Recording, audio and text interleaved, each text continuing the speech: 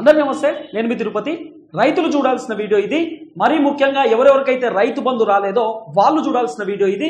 మీ WhatsApp గ్రూప్లలో, మీ social media ప్లాట్ఫామ్స్లలో కూడా ఈ వీడియోని షేర్ చేసేటటువంటి ప్రయత్నం చేయండి. మొత్తానికి రైతు బంధు దాదాపు 31 జిల్లాలకు పడ్డది. ఆ 31 జిల్లాలకు సంబంధించినటువంటి లిస్టు కూడా బ్రీఫ్గా నేను చదివేటటువంటి ప్రయత్నం చేస్తాను. దీంట్లో మీ జిల్లా ఉందో లేదో అనేది కూడా మీరు చూసుకునే ప్రయత్నం చేయండి. అలాగే మీ జిల్లా లేకపోతే కింద కామెంట్ పెట్టండి, మా జిల్లా రాలేదన్నా అని చెప్పి ఒకసారి కామెంట్ బాక్స్లో కూడా మీరు పెట్టేటటువంటి కార్యక్రమం చేయండి. మొత్తానికి జిల్లాలకు సంబంధించిన వ్యవహారం చూసుకుంటే కొత్తగూడెం జిల్లాకు రైతు బంధు వచ్చింది, హనుమకొండ జిల్లాకి, జగిత్యాల జిల్లాకి, జనగాం జిల్లాకి, జయశంకర్ భూపాలపల్లి జిల్లాకు వచ్చింది, గద్వాల్ జిల్లాకి, కామారెడ్డి జిల్లాకి, కరీంనగర్ జిల్లాకి, ఖమ్మం జిల్లాకి, ఆసిఫాబాద్ జిల్లాకి, కొమరంభీం ఆసిఫాబాద్కి, తర్వాత మహబూబాద్ జిల్లాకి, మహబూబ్ నగర్ జిల్లాకి, మంచిర్యాల జిల్లాకి, మెదక్ జిల్లాకు వచ్చింది, మల్కాజ్గిరి జిల్లాకు వచ్చింది, ములుగు జిల్లాకు వచ్చింది, నాగర్ కర్నూలు జిల్లాకు వచ్చింది, నల్గొండ జిల్లాకు వచ్చింది, నారాయణపేట జిల్లాకు వచ్చింది, నిర్మల్ జిల్లాకు వచ్చింది, నిజామాబాద్ జిల్లాకు వచ్చింది, పెద్దపల్లి జిల్లాకు వచ్చింది, రంగారెడ్డి సిరిసిల్ల జిల్లాకు వచ్చింది, రంగారెడ్డికి వచ్చింది, తర్వాత సంగారెడ్డికి వచ్చింది, సిద్దిపేటకు వచ్చింది, సూర్యాపేటకు వచ్చింది, వికారాబాద్కు వచ్చింది, వనపర్తికి వచ్చింది, వరంగల్ జిల్లాకు వచ్చింది, యాదాద్రి భువనగిరి జిల్లాకు సుమారు 33 జిల్లాలుంటే దగ్గర 31 జిల్లాలకు రైతు బంధు వచ్చింది. దీంట్లో ఒకటి ఆదిలాబాద్ జిల్లా మిస్ అయిపోయింది, ఇంకో జిల్లా కూడా మొత్తానికి మిస్ అయిపోయినటువంటి పరిస్థితి. దీంట్లో దగ్గర వీళ్ళు ఇచ్చినటువంటి రైతు బంధు అందరికి ఇయ్యలే. అంటే 2 ఎకరాలు 3 ఎకరాలు 5 ఎకరాల కంటే లోపు ఉన్నటువంటి రైతులు సుమారు 80 లక్షల రైతుల కంటే ఎక్కువ ఉంటారట. ఏది 5 ఎకరాల కంటే ఎక్కువ ఉన్నటువంటి రైతులు 80 లక్షల మంది ఉంటారు. కానీ వీళ్ళు ఇవ్వాల్సినటువంటి రైతు బంధు ఎంత? కాంగ్రెస్ ప్రభుత్వం అంటే సుమారు 1,40,40,00,000 రైతులకు వీళ్ళు రైతు బంధు ఇవ్వాల్సినటువంటి అవసరం ఉంటుంది, 10,000 కోట్ల రూపాయలు. కానీ వీళ్ళు ఇచ్చినటువంటి రైతు బంధు ఎంత? ఇప్పుడు లిమిటెడ్. ఈ 1,40,00,000 మంది రైతులకు ఇయ్యలే. పోనీ 5 ఎకరాల కంటే కింద ఉన్నటువంటి రైతులు 80 లక్షల మంది ఉన్నారు కదా, వీళ్ళకు కూడా బడ్జెట్ అంతగానం ఇయ్యలే. వీళ్ళు ఇచ్చినటువంటి బడ్జెట్ ఎంత? 31 జిల్లాలకు 577 గ్రామాలకు మాత్రమే వీళ్ళు ఇప్పటిదాకా రైతు బంధు ఇచ్చేటటువంటి కార్యక్రమం చేసినారు. దీంట్లో 4,41,911 మంది రైతాంగానికి ఇప్పటిదాకా వీళ్ళు ఇచ్చినటువంటి రైతు బంధు దగ్గర 569 కోట్ల రూపాయల డబ్బులు ఇప్పటిదాకా వీళ్ళు ఖర్చు పెట్టిరు. మరి ఎన్ని ఎకరాలకు రైతు బంధు పడ్డది ఇప్పటిదాకా అంటే 9,48,333 ఎకరాలకు ఇప్పటిదాకా రైతు బంధు పడ్డది. అంటే కేవలం మనం లెక్క వేస్తే ఒక 10 లక్షల ఎకరాలకు మాత్రమే రైతు బంధు పడ్డది. ఇంకా 1,30,00,000 ఎకరాలకు రైతు బంధు పడాల్సినటువంటి అవసరం ఉన్నది.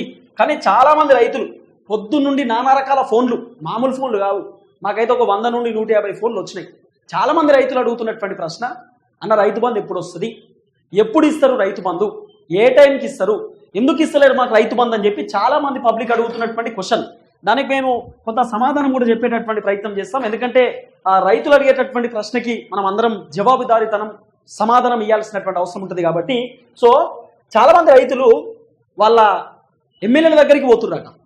కొంతమందికి రైతు బంధు వచ్చింది మా ఊళ్ళే, దాదాపు 577 గ్రామాలకు రైతు బంధు వచ్చినప్పుడు, అంటే ఇన్ని గ్రామాలలో రైతు బంధు వచ్చినప్పుడు ఈ గ్రామాలలో కూడా ఎంతమందికి, ఇగో నా దగ్గర లిస్టు కూడా ఉన్నది. ఫర్ ఎగ్జాంపుల్ మీకు చెప్పేటటువంటి కార్యక్రమం చేసి, ఇగో కొత్తగూడెం మండలము 23 మండలాలకు వచ్చినాయట, 25 గ్రామాలకు వచ్చినాయట. దాంట్లో రైతులకు 22,242 మంది రైతులట. ఒక్కొక్క గ్రామంలో దగ్గర 20 నుండి 25 మంది రైతులు కూడా ఉంటారు. లేకపోతే ఒక్కొక్క గ్రామంలో ఇప్పుడు మా ఊళ్ళోనే దగ్గర అందరు రైతులే. మా ఊళ్ళో ఉన్నటువంటి కుటుంబాలు సుమారు 50 నుండి 55 మంది రైతాంగాలు మొత్తం వస్తారు.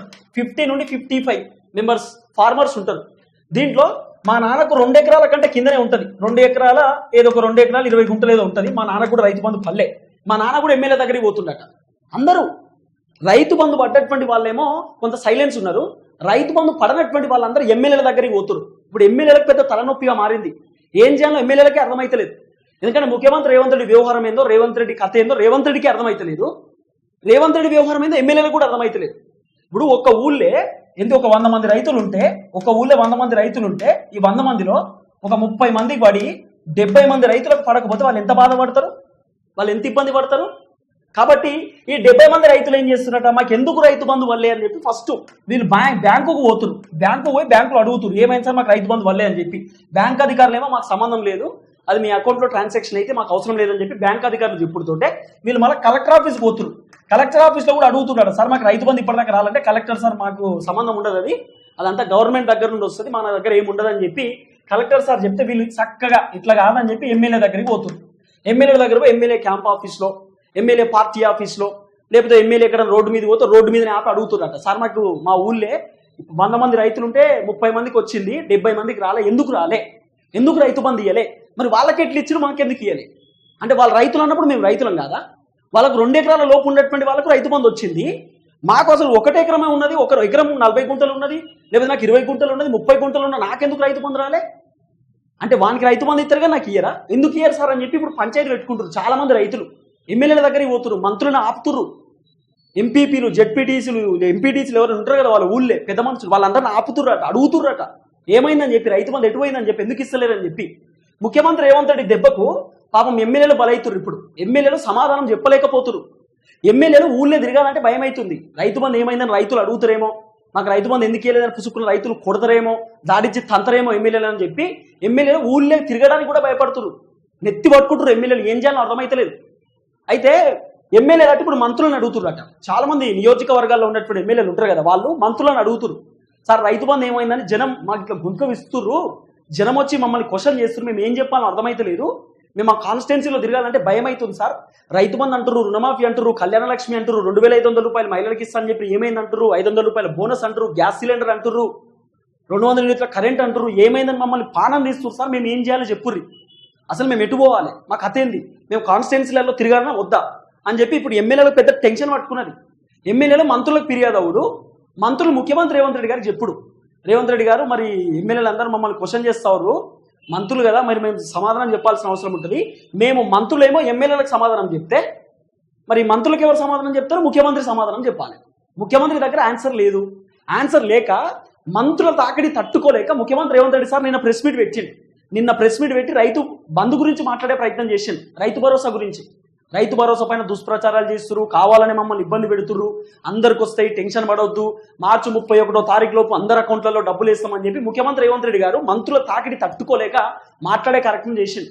తర్వాత మంత్రులు పిసిసి అధ్యక్షుడు మహేష్ కుమార్ గౌడ్ కూడా కంప్లైంట్ ఇస్తున్నారట, సార్ మా కాన్స్టిట్యున్సీలో ఇబ్బంది అవుతుంది, చాలా మంది జనం మా దగ్గరకు వస్తున్నారు, మమ్మల్ని రైతు బంధు ఏమైనా అడుగుతున్నారు సార్, మాకు టార్చర్ అవుతుంది, దయచేసి రైతు బంధు ఎప్పుడు ఇస్తారో చెప్పండి, ఎన్ని ఎకరాలకు ఇస్తారో చెప్పండి, పోనీ మీరు జనవరి 26వ తారీఖు రైతు బంధు ఇచ్చారు కదా, జనవరి 26వ తారీఖు అర్ధరాత్రి 12 గంటల తర్వాత రైతు బంధు పడుతుందని చెప్పి ముఖ్యమంత్రి రేవంత్ రెడ్డి చెప్పిండు కదా, పోనీ 5 ఎకరాల లోపు ఇచ్చిర్రా, 3 ఎకరాల లోపు ఇచ్చిర్రా, 2 ఎకరాల లోపు ఇచ్చిర్రా, ఎకరం లోపు ఇచ్చిర్రా, ఎట్లు ఇచ్చిర్రు అన్న చెప్పురు జనానికి, ఎన్ని ఎకరాల లోపు ఎట్లు ఇచ్చిర్రు అనేది తెలంగాణ సమాజానికి చెప్పాలి కదా.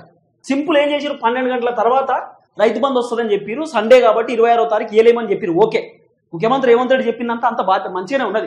కానీ ఒక ఊళ్ళే 100 మంది ఉంటే రైతులు 30 మందికి పడ్డది, 70 మందికి ఎందుకు వాళ్ళే, ఈ 70 మంది రైతు ఎటు పోవాలి, మళ్ళీ 30 మంది రైతులలో 2 ఎకరాల 30 గుంటలు ఉన్న వాళ్ళకి, 2 ఎకరాల 20 గుంటలు ఉన్న వాళ్ళకు కూడా కొంతమందికి వచ్చిందట. మరి 70 మంది రైతులకు ఒక ఆయనకి 20 గుంటలే ఉన్నది, ఒక ఆయనకు 15 గుంటలే ఉన్నది, ఒక ఆయనకు 5 గుంటలే ఉన్నది, ఈ 5 గుంటలు ఉన్నటువంటి రైతు కూడా రైతు బంధు వాళ్ళే, మరి ఈయనకి ఎందుకు వాళ్ళే?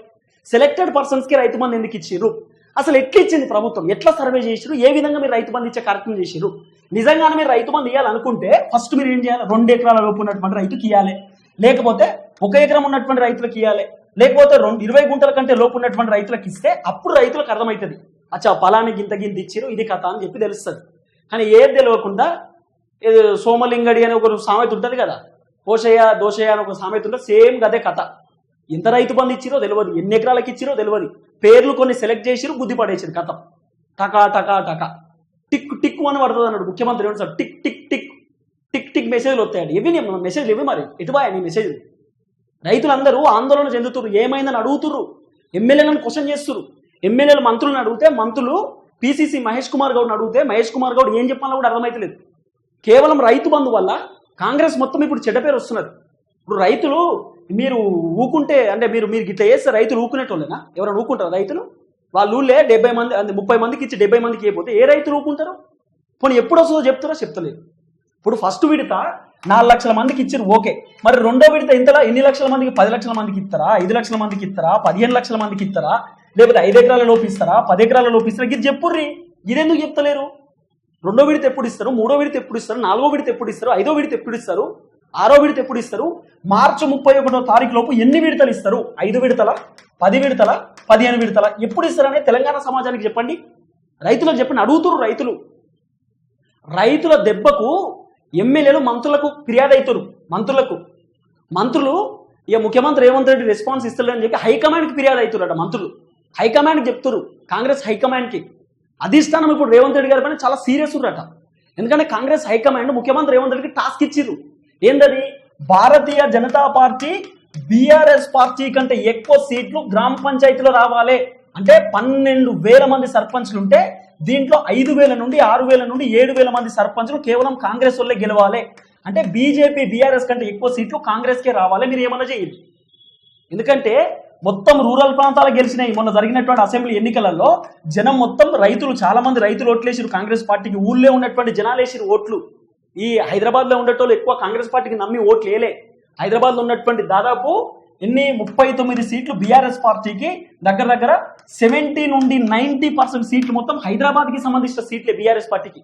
హైదరాబాద్లో ఉన్నటువంటి జనం కాంగ్రెస్ వాళ్ళని గెలిపియలే. అంటే గెలిపియాలంటే ఎందుకు నమ్మలేదు ఏందో మనకు తెలియదు. హైదరాబాద్ డెవలప్మెంట్ కేటీఆర్ కొంత కేసీఆర్ ఐటీ డెవలప్ చేశారు కాబట్టి ఆ డెవలప్మెంట్ పరంగా హైదరాబాద్కు సంబంధించిన ఓటర్లు బీఆర్ఎస్ పార్టీకి వేసారు. కానీ ఊళ్ళో ఉన్నటువంటి జనం, పల్లెటూరు జనం మొత్తం కాంగ్రెస్కే గుద్దిరు ఓట్లు. కాబట్టి ఇప్పుడు కాంగ్రెస్ పార్టీ కనుక ఊర్లో ఉన్నటువంటి ఓట్లు తక్కువ పడ్డాయి అనుకో ఇజ్జత్ పోతుంది. కాబట్టి మీ ఇజ్జత్ కాపాడుకోవాలంటే బీజేపీ బీఆర్ఎస్ కంటే ఎక్కువ సీట్లు రావాలి. ఇది హైకమాండ్ ఇస్తున్నటువంటి టాస్క్. కానీ వీళ్ళు రైతు బంధు ఇస్తలేరు కాబట్టి రైతులు ఓట్లేసేటటువంటి పరిస్థితి లేదు. ఇప్పుడు మళ్ళీ గ్రామ పంచాయతీ ఎలక్షన్స్ ఫిబ్రవరిలో అంటున్నారు. ఇప్పుడు రాబోతున్నటువంటి ఫిబ్రవరి నెలలో గ్రామ పంచాయతీ ఎలక్షన్స్ ఉండబోతున్నాయి అనేది నడుస్తున్నటువంటి చర్చ. మీరు రైతు బంధు ఇవ్వకుండా ఉత్తగానే మీరు ఎలక్షన్స్ పోరి చూద్దాం మీకు కథ ఎట్లుంటుందో. రైతు బంధు ఇవ్వకుండా ఎలక్షన్స్ పోతే రైతులు మీకు ఓట్లు ఇస్తారా? ఉరికిచ్చి తంతరు జనం.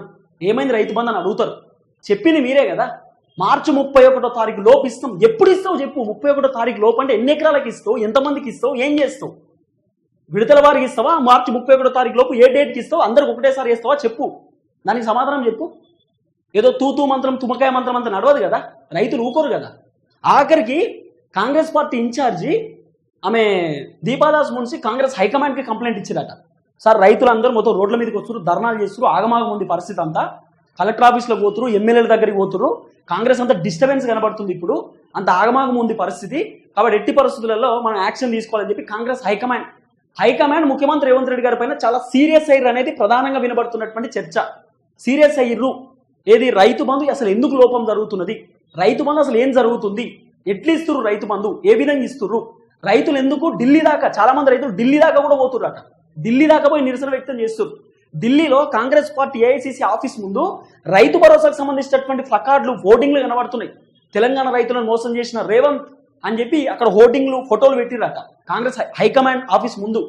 హైకమాండ్కి కాలదా, ఓపెన్ రాదా? కాబట్టి రైతు బంధు ఇమీడియట్లీ రైతుల ఖాతాలలో వేయండి. మీరు ఎందుకు తప్పిదాలు చేస్తుర్రు? ఇప్పుడు రేవంత్ రెడ్డి ఏం చేసి 4 లక్షల మందికి ఇచ్చిండు.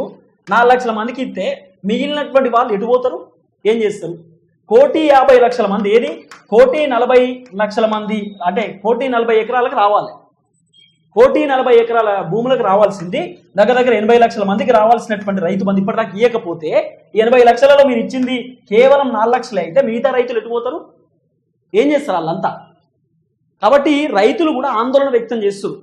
ఈ పంచాయతీ ఇప్పుడు ఈ రైతు భరోసా పంచాయతీ ఒకళ్ళకి వచ్చి ఒకళ్ళకి రాలేదు, రేవంత్ రెడ్డి మాకు కుంప ముంచిండు, కావాలని మాకు రేవంత్ రెడ్డి ఇయ్యలేదు, మాకు ఎందుకు ఇయ్యలే రైతు బంధు, ఈ ఆందోళన మొత్తం కూడా హైకమాండ్ దగ్గరికి పోయిందట. అసలు ఈ రైతు బంధు ఎట్లా ఇచ్చిరు, ఏం కదా, ఎన్ని ఎకరాలకు ఇచ్చిరు ఏందనేది మాకు చెప్పండి, లేకపోతే ఇమీడియట్లీ రైతుల ఖాతాలలో మీరు రైతు బంధు జమ చేయండి, మీరు ఏమన్నా చేయండి, మాకు సంబంధం లేదు. గ్రామ పంచాయతీ ఎలక్షన్స్లో అన్ని పార్టీల కంటే ఎక్కువ సీట్లు రావాలి.